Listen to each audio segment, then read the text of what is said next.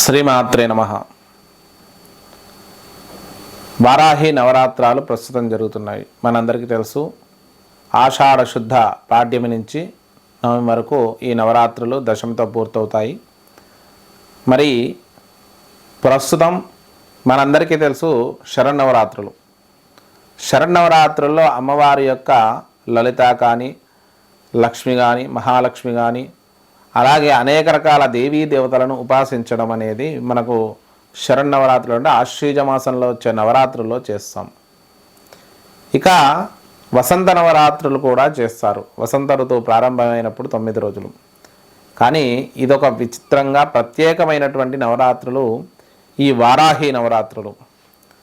అమ్మవారి ఉపాసనా ఖండంలో కనిపించే ఈ వారాహి దేవత అత్యంత ఉత్కృష్టమైనటువంటి శక్తివంతమైన దేవతగా మనకు శాక్తేయ విధి చెప్తుంది. చాలామందికి తెలియని విషయాలు ఏంటి అంటే, ఏ ఉపాసన, ఏ దేవి పూజ ఎవరైనా ఎలా అయినా చేయొచ్చు అనే నానుళ్ళు చాలా ఎక్కువైపోయాయి. ఎందుకంటే భయపెడుతున్నాము అని కాదు, కానీ మంచి సద్గురువుల ద్వారా ఆ గురువు చెప్పే నియమనిష్టలతో చేయాల్సిన ఉపాసనా విధానాలను మన అవసరాల కోసం మనకు అనుకూలంగా మార్చుకొని ఎలా పడితే అలా చేయడం అనేది ప్రస్తుత కాలమానంలో జరుగుతుంది. అలాంటి పరిస్థితుల్లో అమ్మవారిని ధ్యానించడం, ఏ అమ్మవారినైనా సృష్టిలో ధ్యానించవచ్చు, పూజించవచ్చు. కానీ ఉపాసనా ఖండ సంబంధిత దేవీ దేవతలను ఉపాసించేటప్పుడు కొంత జాగ్రత్తగా అది గురుముఖత నేర్చుకొని ఆ గురువులు చెప్పిన విధి విధానాలను అనుసరిస్తూ చేయడం అనేది మంచిది. ఇక్కడ వారాహీదేవి గురించి మనం చూసుకుంటే, వారాహీదేవి ఉపాసనాఖండంలోని ప్రత్యేకమైనటువంటి దేవత. మొట్టమొదట లలితా సహస్రనామాలలోని ఆ లలితాదేవి యొక్క నామాల్లో ప్రత్యేకంగా దండిని దేవతగా మనము ఇక్కడ చూపించడం జరుగుతుంది. అంటే లలితాదేవి ఒక మహారాజ్ఞి, అంటే సింహాసనంపై కూర్చున్నటువంటి ఒక మహారాజ్ఞి అయితే, ఆమె ఒకవైపు రాజశ్యామలాదేవి మంత్రాంగాన్ని నడిపించే మంత్రినిగాను, ఒకవైపు దండినిగా వార్తాలి అంటే వారాహీదేవి ఈ సృష్టిలోని మన ధర్మాలన్నిటికీ శిక్షలను వేయడానికి, అంటే ధర్మాధర్మ విచక్షణ లేకుండా చేసే మన కర్మలకు ఆ దండిని దేవతగా ఉండి, సైన్యాధికారినిగా ఉండి శిక్షలను అమలు చేసే దేవత దండిని దేవత. చాలామంది తెలియక ఏం చేస్తారు అంటే, అమ్మవారిని వారాహీదేవిని ఉపాసిస్తున్నాం కదా, మనకు ఏ కోరికైనా తీరుతుంది. ఎందుకంటే అమ్మవారు తీర్చడానికే అమ్మవార్లు ఉన్నారు. కానీ సాత్వికమైనటువంటి విధానంతో నిరంతరము మనల్ని అనుగ్రహించే దేవీ దేవతలు చాలామంది ఉన్నారు. ఈ వారాహి దేవత ఉపాసనాఖండ దేవత అని మొదట్లోనే చెప్పాను.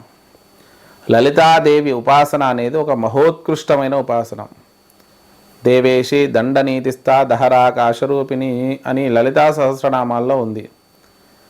అంటే దండనీతి కలిగినటువంటి అమ్మవారు ఈ వారాహీదేవి.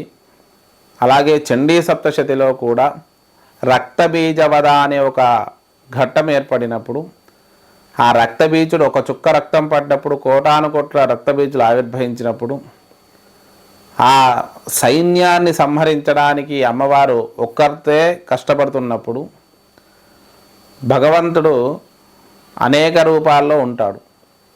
ఈ జగన్మాత రూపాలు కూడా అనేకం కాబట్టి సప్తమాతృకల రూపంలో ఆవిర్భవించిన అమ్మవారు వారాహి. ఈ 7 మాతృకల్లో ఒక శక్తి ఆ అమ్మవారు వారాహిదేవి. అలాగే ఈ లలిత సహస్రనామ పారాయణం చేసే ప్రతి ఒక్కరికి అమ్మవారు మణిద్వీపంలో ఎలా ఉంటుందో తెలుసు. అక్కడ ఉండే అమ్మవారు కూడా ఈ వారాహిదేవి. మరి ఈమె నవరాత్రిలో మనం పూజించవచ్చా అంటే పూజించవచ్చు, తప్పకుండా, ఎటువంటి సందేహం లేదు. కానీ బీజాక్షర సంయుతమైనటువంటి అమ్మవారి ఉపాసనా మంత్రాలను మనము ఉపదేశం లేకుండా, గురు పరంపర లేకుండా, గురువు అనుగ్రహం లేకుండా చేయడం వల్ల కలిగే దుష్ఫలితాలను మనం అనుభవించాల్సి వస్తుంది. కాబట్టి అమ్మవారి స్తోత్రాలు ఉన్నాయి, అమ్మవారి సహస్రనామాలు ఉన్నాయి, అమ్మవారి యొక్క అష్టోత్తరాలు ఉన్నాయి, అమ్మవారి షోడశోపచార పూజలు ఉన్నాయి. వారాహీదేవిని ఉపయోగించడానికి ఈ విధానాలను ఎంచుకోవడం మంచిది. అందుకంటే చాలామంది తెలియక గురువుగారు చెప్పేశారండి అంటే ఈరోజు రేపు ప్రతి ఒక్కరు గురువులే కాబట్టి మెడలో 4 రుద్రాక్షలు వేసుకున్నా లేదంటే మెడలో పెద్ద విభూతులు ఈ అలంకారాలు చేసుకున్నా కూడా పెద్ద గురువులు అయిపోతాం. కాబట్టి అది కాదు.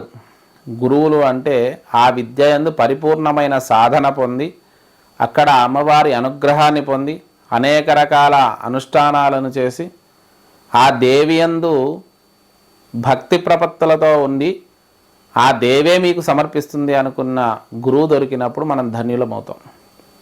అలాంటి గురువును మనం వెతుక్కోవాలి. అలాంటి గురువు ద్వారా వచ్చిన విద్యలన్నీ కూడా సర్వసంపూర్ణంగా మనల్ని అనుగ్రహిస్తాయి, వాటి అధిష్టాన దేవతలు అనుగ్రహిస్తాయి. కాబట్టి వారాహి నవరాత్రుల్లో కూడా మిగిలిన నవరాత్రుల్లో లాగానే సాత్వికమైనటువంటి పూజా విధానంతో ఆ సాత్వికమైనటువంటి అమ్మవారి అనుష్ఠాన విధానంతో చేసుకోవడం వల్ల మంచి సత్ఫలితాలు కలుగుతాయి. కానీ బీజాక్షర సంహితమైన మంత్రాలను ఉపదేశ అనుగ్రహం లేకుండా చేయడం అనేది తప్పు. అలాగే అమ్మవారికి ప్రీతిపాత్రంగా గుడాన్న ప్రీతమానస అమ్మవార్లందరూ కూడా బెల్లపన్నం అనేది ఆమెకు ప్రీతి. కాబట్టి ఆ అమ్మవారికి పెట్టేటప్పుడు గుడాన్నాన్ని సమర్పిస్తూ ఉండండి. ఇది చాలా విశేషమైంది, సాత్వికమైంది కూడా. అలాగే అమ్మవారు కొంత తామస స్వరూపంతో ఉంటుంది కాబట్టి మాషభక్షాలు అంటే వడలు కూడా పెడుతూ ఉండండి నైవేద్యం పెట్టేటప్పుడు. ఈ 2 అనేక రకాల ఫలాలతోటి అమ్మవారిని ప్రీతి చెందించినట్టయితే శీఘ్రంగా మనల్ని అనుగ్రహిస్తుంది. అలాగే ఇక్కడ మనమే చేయాలని లేదు. మన దగ్గరలో ఉన్నటువంటి వారాహి క్షేత్రాలు ఉన్నప్పుడు వాటిని దర్శించుకొని అక్కడ అమ్మను అనుగ్రహం పొందడం అనేది మనకు కాశీ క్షేత్రపాలకురాలు. మనందరం పెద్ద తెలుసుకోవాల్సిన అవసరం లేదండి. కాశీ క్షేత్రానికి వెళ్తే వారాహీదేవిని చూడడానికి మనకు పర్మిషన్ లేదు. అమ్మవారిని ఒక గూడు రూపంలో గూడులోంచి మాత్రమే చూడాల్సి ఉంటుంది. అమ్మవారి సంపూర్ణ స్వరూపాన్ని మనకు చూపించరు. ఎందుకు అంటే అంత ఉగ్రమైన దేవత వారాహీదేవి. కాబట్టి నియమనిష్టలు లేకుండా దయచేసి ఎవరు కూడా ఆచరించద్దు. భయపెడుతున్నానని అనుకోకండి. మీ గురువులు మిమ్మల్ని అనుగ్రహించి మిమ్మల్ని చేయండి, ఇది మీ మంచి మార్గము అని చెప్పినప్పుడు మాత్రం తప్పకుండా మీరు గురువుగారు చెప్పిన సంపూర్ణ విద్యను మనం యథాశక్తిగా వాటి సంపూర్ణమైనటువంటి విధి విధానంతో చేసుకోవడం అనేది చాలా మంచిది. ఈ వారాహి చరిత్రలో రక్తబీజవత సందర్భంగా ఆవిర్భవిస్తున్న అమ్మవారు. అలాగే లలితా సహస్రనామాల్లో అమ్మవారు దండిని దేవతగా ఉంటుంది. ఈ 2 చోట్ల మాత్రమే మనకు పురాణాల్లో ఎక్కువగా వారాహీదేవి మనకు కనిపిస్తుంది.